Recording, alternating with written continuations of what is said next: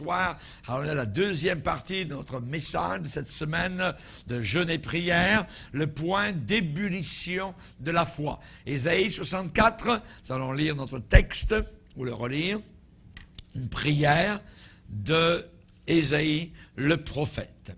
« Oh, si tu déchirais les cieux, et si tu descendais, les montagnes s'ébranleraient devant toi, comme s'allume un feu de bois sec, comme s'évapore l'eau qui bouillonne. » Et c'est ce qui nous intéresse particulièrement, l'eau qui bouillonne. « Tes ennemis connaîtraient ton nom, et les nations trembleraient devant toi. Lorsque tu fis des prodiges que nous n'attendions pas, tu descendis, et les montagnes s'ébranlèrent devant toi. Jamais on n'a appris ni entendu dire, et jamais l'œil n'a vu, qu'un autre Dieu que toi fit de telles choses pour ceux qui se confient en lui. Tu vas au-devant de celui qui pratique avec joie la justice, de ceux qui marchent dans tes voies et se souviennent de toi. Mais tu as été irrité parce que nous avons péché, et nous en souffrons longtemps jusqu'à ce que nous soyons sauvés. Nous sommes tous comme des impurs, et toute notre justice est comme un vêtement souillé. Nous sommes tous flétris comme une feuille, et nos crimes nous emportent comme le vent. Il n'y a personne qui invoque ton nom, qui se réveille pour s'attacher à toi. Aussi nous as-tu caché ta face, et nous laisses-tu périr par l'effet de nos crimes. Amen. Seigneur, te bénissons pour ta parole. Te bénissons, Seigneur, pour la réflexion, le cheminement de nos cœurs. Que ce soir, le Saint-Esprit de gloire puisse encore nous enseigner, que nous puissions encore monter un degré de plus jusque vers ton trône de gloire. Aide-nous, Seigneur, à le monter sur nos genoux avec humilité, dans la prière, dans l'adoration, dans le jeûne, Seigneur, dans la repentance. Merci, Seigneur. Nous ne sommes rien, nous ne valons rien, Seigneur. Nous ne sommes ce que nous sommes que par ta grâce. Et ta grâce est incommensurable. Merci, Seigneur, pour cette immensité d'amour que tu nous as démontrée. Merci, Seigneur. Tu ne nous as pas seulement informés, mais tu nous as démontré, que dis-je, tu nous as prouvé ton amour à la croix. Merci, Seigneur. Nous en parlerons pour l'éternité en ta présence lorsque nous te verrons, Seigneur. La croix et les mystères qu'elle contient. Merci, Seigneur. Nous n'avons pas épuisé, Seigneur, ce puits d'amour, cet océan d'amour, Seigneur. Cet océan de sang qui a coulé de tes veines saintes, les veines d'Emmanuel. Merci de nous avoir plongés, Seigneur, dans ce flot sanguin, et nous en sommes ressortis purifiés, lavés, justifiés, glorifiés. Merci, Seigneur. Merci, Jésus. Amen. Et tout le peuple dit Amen. Alléluia. Nous avons commencé à parler hier de ce point d'ébullition de la foi. Le premier point était que le point d'ébullition de la foi plaît à Dieu. Nous avons vu comment Dieu avait un dégoût pour la tiédeur, pour ceux qui prenaient à la légère les choses de Dieu avec frivolité, et comment Dieu a parlé d'une foi tiède avec l'expression d'un dégoût, d'un écœurement, d'une aversion, et plus que cela, ça lui fait tellement mal à l'estomac qu'il a promis de vomir ceux qui avaient une foi tiède. Voyez, Jean-Baptiste était bouillant. Dans le psaume 45, l'auteur a dit des paroles pleines de charme bouillonnent dans mon cœur. Que ce ne soit jamais le calme plat dans votre cœur, mais qu'il y ait ce bouillonnement, comme une casserole qui a de l'eau à l'intérieur, mais l'eau soudain se met à bouillonner, la casserole commence à bouger, parce qu'elle est suffisamment longtemps sur le feu. Alors il n'y a que l'eau plate est devenue de l'eau bouillante. Et il faut demeurer suffisamment longtemps sur le feu du Saint-Esprit pour que nos vies commencent à bouillir. Alléluia! Gloire au Seigneur. Ça plaît à Dieu. C'est agréable à Dieu. Pourquoi? Parce qu'il a dit, plus tu être froid ou bouillant, mais les tièdes, je les vomirai. Donc la froideur ne lui plaît pas, la tiédeur ne lui plaît pas. Il n'y a qu'une seule chose qui lui plaît, c'est être bouillant. Amen. Avoir une foi bouillante. Et nous allons voir un deuxième point ce soir, c'est que la foi au point d'ébullition, eh bien, purifie. Lorsque votre foi est plate, les péchés, je dirais, peuvent venir s'infiltrer tranquillement dans votre cœur, voyez, et vous prenez des bonnes petites habitudes mauvaises qui déplaisent à Dieu parce qu'il n'y a pas ce bouillonnement, il n'y a pas ce feu qui est à l'intérieur. Et la foi, au point d'ébullition, purifie nos vies entières et nos cœurs entiers. Le Saint-Esprit a dit ici, comme s'évapore l'eau qui bouillonne, comme l'eau qui bouillonne. Isaïe a prié pour qu'il y ait un bouillonnement de foi, voyez, et que les montagnes s'ébranlent, qu'il y ait évidemment une connaissance de Dieu dans le pays. Dans le domaine naturel, l'eau bout à 100 degrés Celsius. Elle ne bout pas à 98, elle ne bout pas à 99, elle bout à 100 degrés Celsius. Quand ce point de température élevé arrive, à ce moment-là, l'eau commence à bouillir. Blou, blou, blou, blou, blou, blou, blou. Voyez, ça commence à bouillir. Elle doit atteindre le point d'ébullition. Et Louis Pasteur, le célèbre donc français, a découvert que le lait, en atteignant le point d'ébullition, détruisait les bactéries. Vous comprenez évidemment l'image, voyez. Et à partir de là, le procédé du lait pasteurisé a été découvert. C'est un principe de faire bouillir le lait microbien qui contient des microbes pour que ces microbes soient anéantis à cause du point d'ébullition. Et il faut absolument que notre vie avec Christ, que notre foi avec Christ atteigne ce point d'ébullition, que ça bouille dans nos cœurs, pour que le reste, les bactéries, les microbes, les péchés, les mauvaises habitudes disparaissent totalement et que nous devenions, je dirais, soumis à la volonté du Seigneur.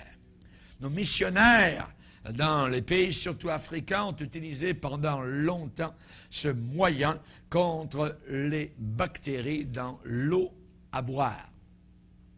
Et quand je suis allé dans certains pays du tiers-monde, eh bien, cela existe encore. Le matin, vous avez, la première chose à faire, c'est de considérer vos bouteilles d'eau. Vous voyez?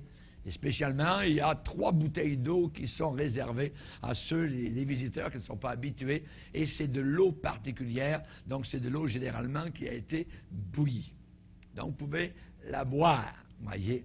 Pourquoi? Parce que si vous buvez de l'eau ici et là, voyez, vous allez vous ramasser malade et possiblement la mort. Donc dans le domaine spirituel, c'est le même principe. C'est le même principe. C'est la chaleur qui purifie. C'est la chaleur qui purifie, qui fait disparaître l'impureté. Montrez-moi un chrétien bouillant, il travaille à sa vie personnelle pour chasser les impuretés de sa vie et ça disparaît presque, je dirais, automatiquement. La Bible dit, quiconque a cette espérance en lui se purifie lui-même. Se purifie lui-même. Amen. Au début de son ministère, le prophète Ésaïe a rencontré le Seigneur dans le temple à Jérusalem. Il a vu Jésus. Pourquoi il a vu Jésus? Parce que le Nouveau Testament en parle. Jésus lui-même parle, que Ésaïe l'a vu sur son trône. Et alors que Ésaïe était dans le temple en train de prier, soudain il a eu une apparition du Seigneur de gloire. Jésus-Christ sur le trône de gloire. Alléluia. Le temple s'est rempli de fumée. Il a entendu des anges, des séraphins qui criaient l'un à l'autre, « Saint, Saint, Saint » et l'Éternel des armées. Le temple s'est rempli de fumée, de la gloire de Dieu. Les immenses portails épais du temple ont été secoués sur leur base. Et Ésaïe a vu quoi? Il a vu sa misère. Un homme de Dieu. On peut avoir marché pendant des années, 40 ans, 50 ans, 60 ans avec le Seigneur. Mais si Christ nous apparaissait maintenant dans sa gloire, nous sentirions que nous sommes des pécheurs, impurs et sales, par rapport à la gloire divine de Jésus-Christ. Il y a des petites machines qui existent aujourd'hui dans le commerce, et les gens mettent leurs pieds dans une sorte de bac d'eau. Ils se ficellent avec toutes sortes de tubes, tout ça. Ils s'en mettent autour du bras, autour de la ceinture. Ils font partir leur machine, voyez, et ils mettent les pieds dans l'eau. Au bout de demi-heure, environ, l'eau, elle est rouge, elle est noire, elle est remplie de toutes sortes d'impuretés qui sont dans le corps. Généralement, les personnes disent, voyons donc, ça ne peut pas être dans mon corps, je suis en bonne santé, tout va bien. Mais la machine, voyez, est en train de démontrer qu'à l'intérieur, ce qui est invisible, il y a beaucoup d'impuretés. Et c'est pareil, je dirais, quand on se plug directement au Seigneur, quand on se tourne directement vers Dieu, nous qui nous pensons bien corrects, voyez, devant le Seigneur, il y a encore beaucoup de travail à accomplir. Amen. Amen. Isaïe a dit, malheur à moi. C'est le plus grand des prédicateurs en Israël, fidèle à Dieu, aimant le Seigneur. Il voit le Seigneur et il dit, malheur à moi. Mes lèvres sont impures et j'habite au milieu d'un peuple dont les lèvres sont impures. Ce qui est arrivé, c'est que l'un des séraphins a touché les lèvres du prophète et il lui a été dit, ton iniquité est enlevée et ton péché est expié. La Bible ajoute, cette pierre était une pierre brûlante, prise dans la gloire sur l'autel. Et avec des pincettes, l'ange a pris cette pierre brûlante et a touché les lèvres impures de cet homme. Et il lui a été dit, ton iniquité est enlevée, ton péché est expié. Isaïe était réputé pour être l'ami du roi. L'ami du roi, il avait des entrées au palais royal. Ce roi s'appelait Osias. Osias était un roi qui avait très bien commencé dans l'humilité. Dieu l'a béni, Dieu l'a rendu puissant. Mais lorsqu'il fut puissant, son cœur est devenu orgueilleux. Il est entré lui-même dans le temple à Jérusalem, ce qui n'était réservé qu'aux sacrificateurs. Et il a voulu offrir à Dieu des sacrifices. Les sacrificateurs sont venus vers lui et lui ont dit, tu n'as pas le droit au roi de faire cela. Cela n'appartient qu'aux sacrificateurs. Il a dit, qui est le roi ici? Et soudain, la lèpre est venue sur son front, une lèpre blanche. Il est sorti du temple. Tous ceux qui étaient autour ont vu cela. Et il est mort lépreux. Il a été ôté de parmi le peuple. La lèpre est un symbole de péché. Voilà Ésaïe qui était l'ami d'un roi très orgueilleux, qui a été jugé par Dieu. Ésaïe avait besoin, je pense, cette vision pour réaliser. Parce que cette vision s'est faite à un moment particulier. L'année de la mort du roi Osias. Je vis le Seigneur assis sur un trône très élevé. Ésaïe était attaché à ce roi. Il aimait ce roi. Il était lié. Il était plus ou moins dans les ficelles de la politique, même s'il était un homme de Dieu. Et il a eu besoin de voir le Seigneur dans toute sa gloire. Ésaïe était beaucoup influencé par ce dirigeant puissant et très orgueilleux, qui était devenu lépreux. Le charbon, la pierre enflammée qui a touché la bouche, les lèvres d'Ésaïe, en cette journée, a amené Ésaïe, sa foi, au point d'ébullition, a purifié l'âme d'Ésaïe et l'a envoyé en avant comme prophète de Dieu, car le ciel lui a posé une question: qui marchera pour nous? Qui marchera pour nous? Qui va apporter le message à cette génération? Et Ésaïe a eu une foi soudain arrivée au point d'ébullition. Il dit: me voici Seigneur, envoie-moi. Me voici Seigneur, envoie-moi. Alléluia. Et il a été envoyé en avant comme prophète vers son peuple. La foi au point d'ébullition, aujourd'hui encore, purifie. Il faut que notre foi arrive au point d'ébullition pour que nous soyons purifiés.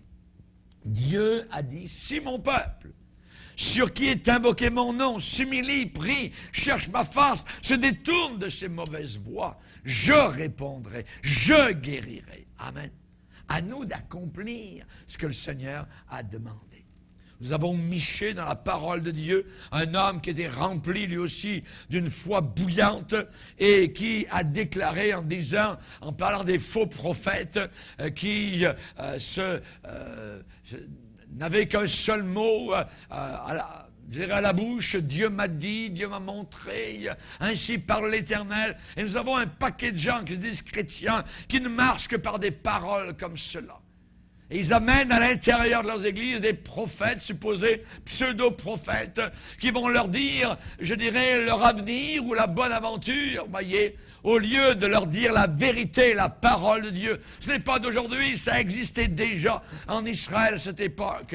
Et Dieu va dire: ainsi parle l'Éternel sur les prophètes qui égarent mon peuple, qui annoncent la paix si leurs dents ont quelque chose à mordre. Ceux qui promettent que vous deviendrez riches parce que vous aimez le Seigneur, ce sont des faux prophètes. Il n'y a rien de cela dans la parole de Dieu, mais qui publient la guerre si on ne leur met rien dans la bouche. Le Seigneur dit: à cause de cela, vous aurez la nuit, plus de vision. Vous aurez la nuit. Nous avons beaucoup de nuits autour de nous, parmi un peuple qui se dit chrétien. Vous aurez des ténèbres et plus d'oracles, plus de parole de Dieu. Des pasteurs qui ne savent plus annoncer la parole de Dieu, qui sont vides comme une coquille vide d'œuf. Et cela est terrible, voyez. La Bible dit: le soleil se couchera sur ces prophètes. Le jour s'obscurcira sur eux. Ceux qui disent avoir des visions seront confus. Les devins rougiront. Nous avons des devins qui viennent en avant pour vous dire la bonne aventure, voyez. Venez en avant, on va vous dire des paroles. Moi, j'ai souvent entendu des personnes dire: pasteur, est-ce que vous avez une parole pour moi? Oui, lisez votre Bible. Lisez votre Bible. J'ai une parole de Dieu. Lisez la parole de Dieu. Amen. Mais les gens aiment. Ils ne vont pas chez la cartomancienne parce qu'ils se disent chrétiens, qui lisent dans les lignes de la main, mais ils viennent dans des églises où ils ont les prophètes qui sont là. Venez en avant, mes petits agneaux, on va vous emmener à la boucherie. Ils ne disent pas, mais c'est ça qui arrive. Et je vais vous dire des paroles. Ainsi parle l'Éternel: d'ici le 31 décembre, tu n'auras plus aucune dette.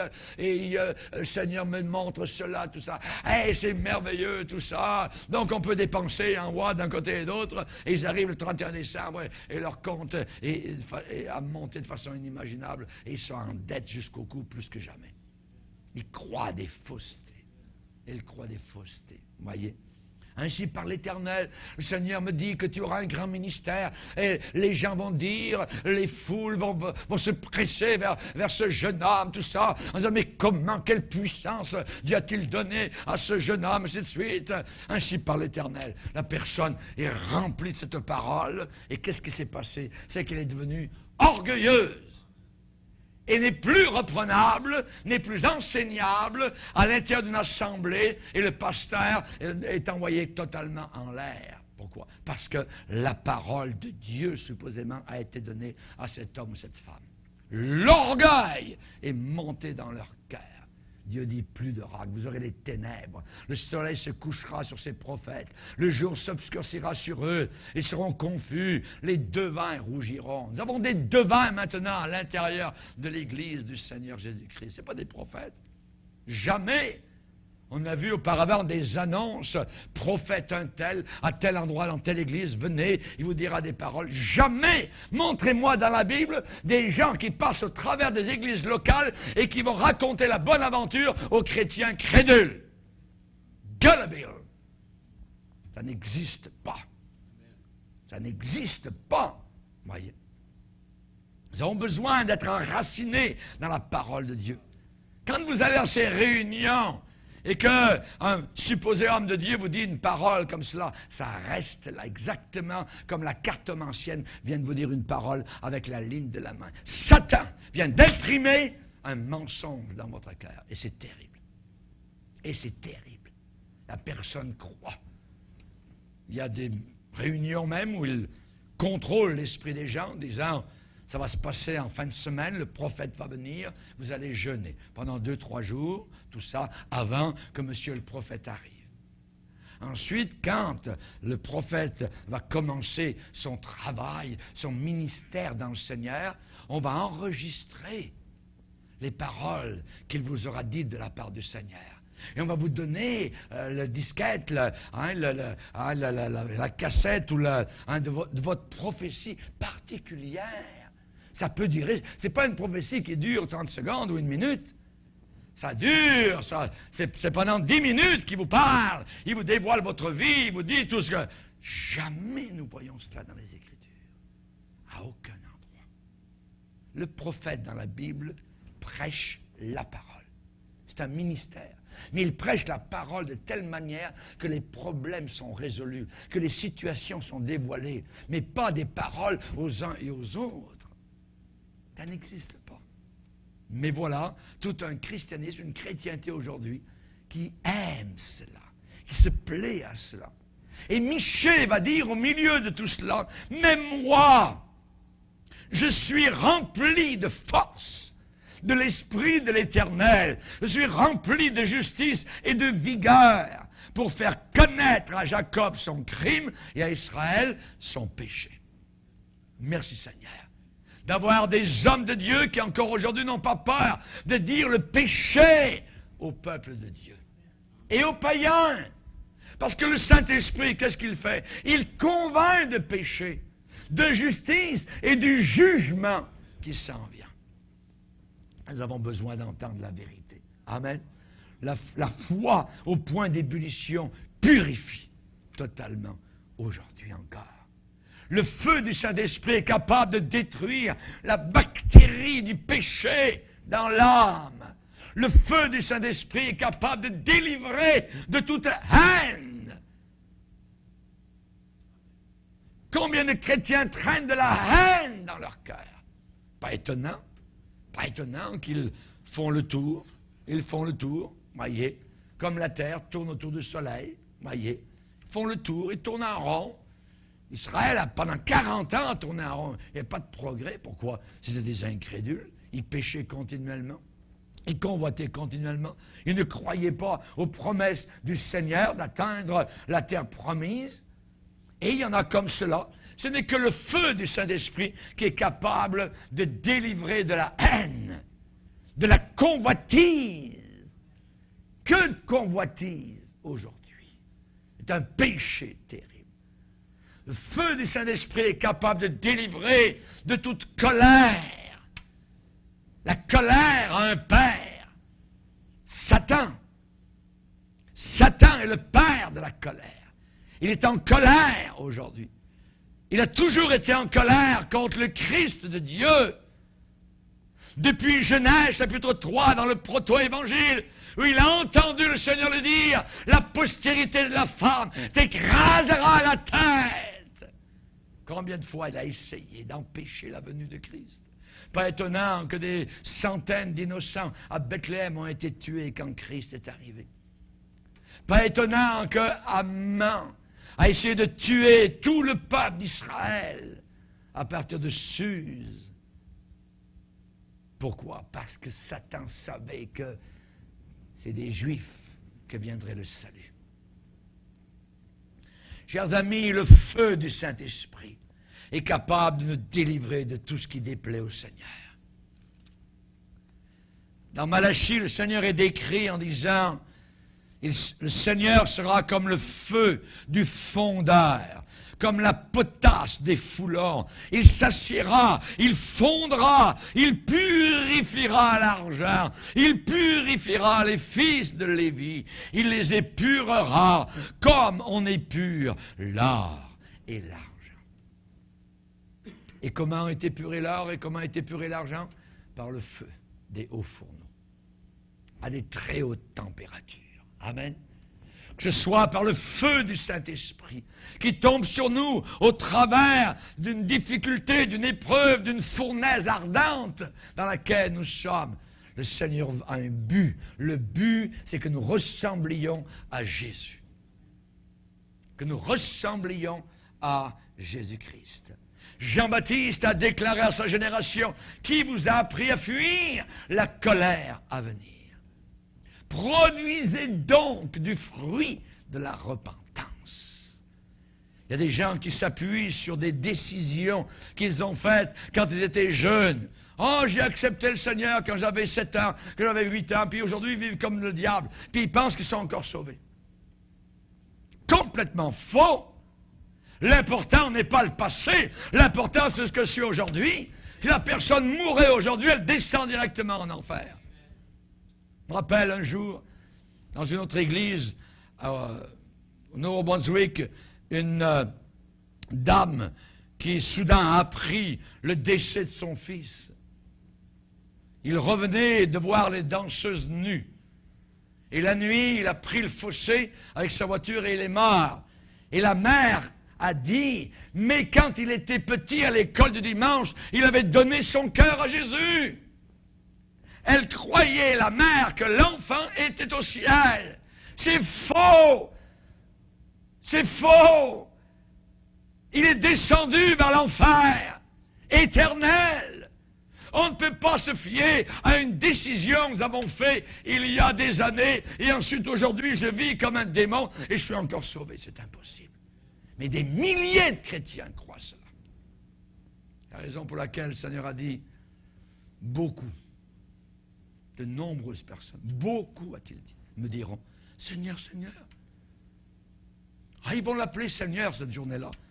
Mais sur la terre, il n'était pas leur Seigneur, il n'était pas leur maître. Ils voulaient vivre comme ils l'entendaient, tout ça. N'avons-nous pas de date? Je ne les ai jamais connus. Je ne les ai jamais connus. Une décision, c'est bon, mais la décision doit s'accompagner des fruits dignes de la repentance. Il y a la locomotive, le salut, mais il y a les wagons derrière. Et Paul a prêché la locomotive avec les wagons. Avec les wagons. Qu'est-ce que ça veut dire? Paul a dit, je vous ai prêché la repentance avec les œuvres dignes de la repentance. Des œuvres dignes de la repentance. Des œuvres qui prouvent que nous sommes chrétiens. Il y a beaucoup de gens qui se disent chrétiens sont des vrais païens. Des vrais païens dans le cœur. Ils ne sont pas sauvés. Il y a des majorités d'églises aujourd'hui qui ne sont pas sauvées. Et peut-être quelques-uns dans notre propre église. C'est ce que nous sommes aujourd'hui. De porter les fruits de la repentance. Et c'est le feu du Saint-Esprit dont nous avons besoin. Jean-Baptiste a dit, lui, Jésus qui vient après moi, lui, il vous baptisera de feu et du Saint-Esprit. De feu et du Saint-Esprit. Il a son vin à la main. Il nettoiera son air. L'air de Christ, c'est l'Église. Il va nettoyer son air. Et nous allons le voir à la prochaine conférence.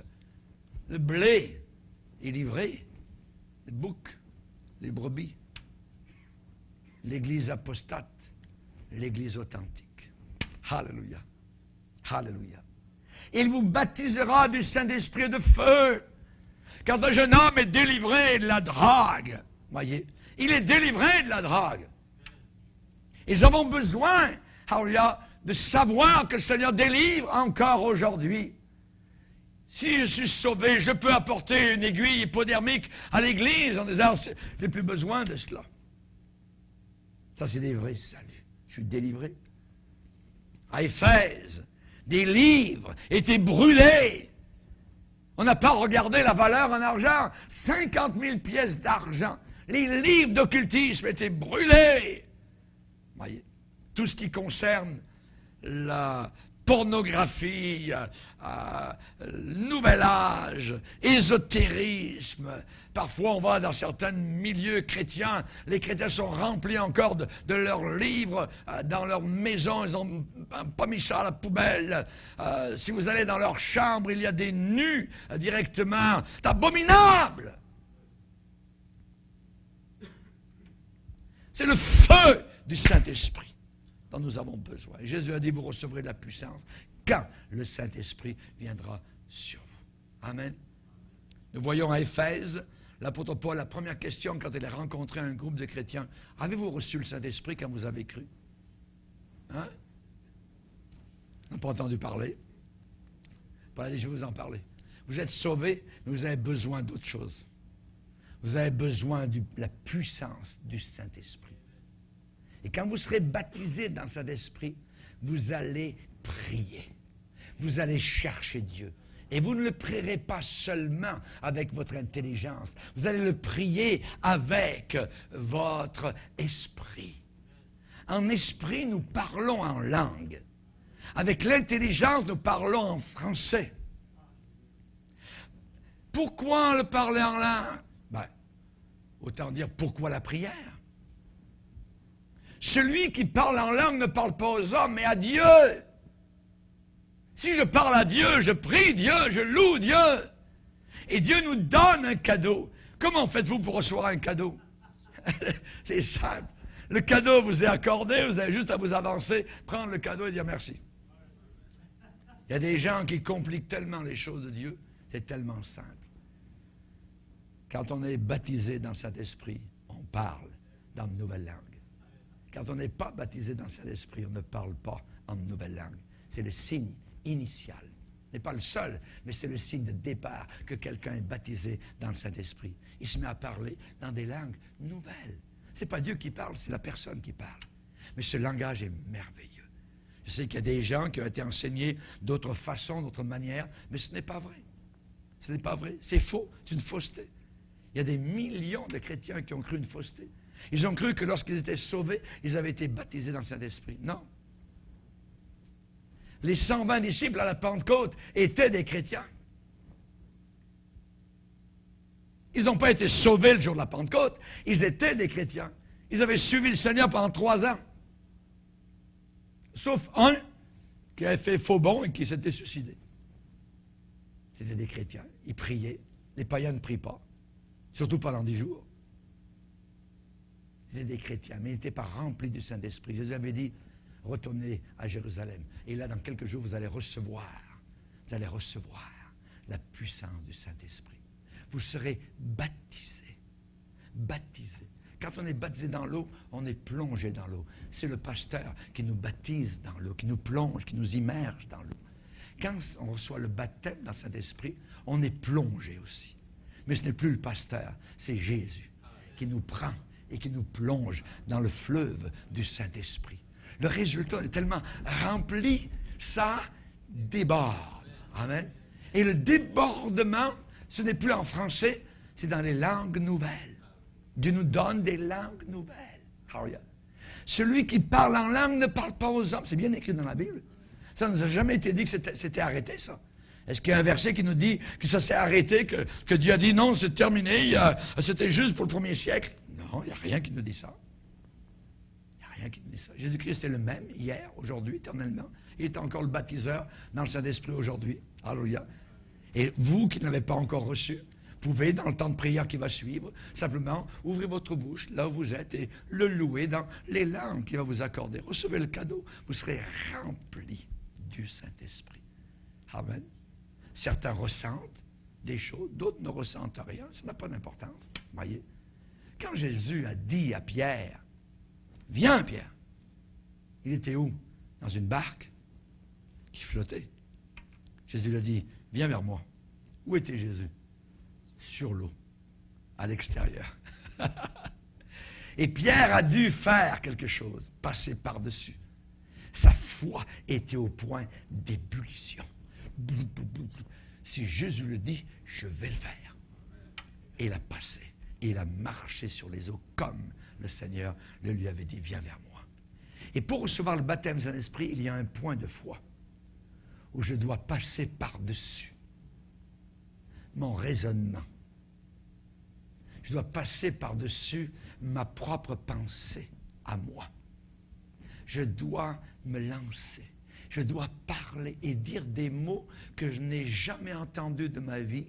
Et la langue que je vais dire est une langue que Dieu me donne. Celui qui parle en langue ne parle pas aux hommes, mais à Dieu. Personne ne le comprend. C'est en esprit qu'il dit des mystères. Celui qui parle en langue s'édifie lui-même. Moi, dans mes temps de prière, je pense à peu près 80% de mon temps à parler en langue. Quand je reviens à la maison, je suis boosté au coton, rempli à craquer. Pourquoi? Parce que celui qui parle en langue ne parle pas aux hommes, mais à Dieu. Et je suis en bonne compagnie avec l'apôtre Paul, qui a dit, je bénis Dieu de ce que je parle en langue plus que vous tous. Et encore, il a dit, n'empêchez pas le parler en langue. Amen. Est-ce que c'est écrit ou c'est pas écrit? Voyez, c'est écrit dans la parole du Seigneur. Quand on reçoit le puissant baptême dans Saint-Esprit, nous parlons en langue. Nous parlons en langue. Amen. Gloire au Seigneur. Et à Éphèse, quand l'apôtre Paul est arrivé, eh bien, il a dit aux gens, avez-vous reçu le Saint-Esprit quand vous avez cru, après que vous ayez cru? Je m'ai entendu dire, je vais vous expliquer. Il leur a expliqué le baptême du Saint-Esprit. Après, il a prié pour eux, et la Bible dit que les 12 personnes ont été remplies du Saint-Esprit, sont mis à parler en langue, et ils prophétisaient. C'est le signe partout. Nous voyons que c'est le signe que les gens sont baptisés dans le Saint-Esprit. Actes chapitre 2, Actes chapitre 9 pour l'apôtre Paul, Actes chapitre 10 chez Corneille, Actes chapitre 19 à Éphèse, et ainsi de suite. Toujours le parler en d'autres langues. Le feu du Saint-Esprit. Pas le feu de Bénéhine, voyez, mais le feu du Saint-Esprit. Amen. La personne glorieuse qui a créé le monde, amen, peut nous remplir aussi merveilleusement. On va prier maintenant, alléluia, et on va adorer le Seigneur. Et là où vous êtes, commencez à parler dans ces langues nouvelles. Des mots nouveaux, des mots que vous n'avez jamais. Écoutez-vous pour la première fois. Vous dites, mais je suis complètement fou. Non, vous n'êtes pas fou. Vous êtes avec l'apôtre Paul qui était très sensé et Dieu vous donne ce parlant. Ce n'est pas Dieu qui le dira. Voyez, Dieu ne prendra pas votre langue pour la tordre. C'est vous qui allez dire. À la Pentecôte, il a dit, ils commencèrent à parler. C'est les apôtres, les 120, voyez. Les 120 qui ont commencé à parler dans des langues tout à fait nouvelles. Ils furent remplis du Saint-Esprit. Amen. La promesse est pour qui? La promesse est pour vous. Alléluia. Elle est pour vous. C'est écrit dans Actes chapitre 2. Amen. La promesse est pour vous. Amen. Pour vos enfants. Amen. Des enfants peuvent recevoir le baptême dans l'Esprit. Et pour ceux qui sont au loin. Amen. Ça ne vous fait pas plus, je dirais, spirituel que d'autres. Mais ça vous affermit dans le Seigneur. Alléluia. Ça vous rend plus fort. Alléluia. Dans la parole de Dieu, dans la compréhension des Écritures. Parce que le Saint-Esprit vient de vous remplir. Amen. Alléluia. Gloire à Dieu. Voulez-vous le recevoir? Vous l'avez pas reçu. On va se mettre à genoux. Amen.